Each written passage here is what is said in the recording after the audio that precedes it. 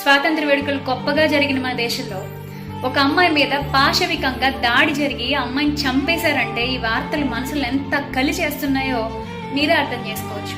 So ఇప్పుడు ఆ అమ్మాయికి న్యాయం జరగాలని ఎంతో మంది డాక్టర్స్ రోడ్ల మీదకి వచ్చేసారు. వైద్య సేవలు నిలిచిపోయాయి. ఇప్పటికైనా ఇలాంటి వాళ్ళకి శిక్ష పడాల్సిందే అని ఎంతో మంది వేడుకుంటున్నారు. మన గళం కూడా అందులో కలపాలి.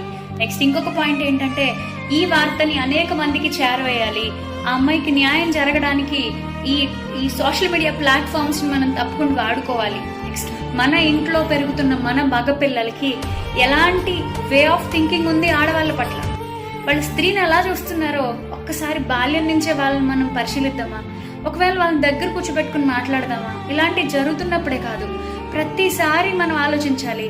మన బిడ్డలు ఇలాంటి వాటిలో పాల్గొనకుండా, ఇలాంటి వాటికి వాళ్ళు కారకులు కాకుండా కాపాడుకుందాం.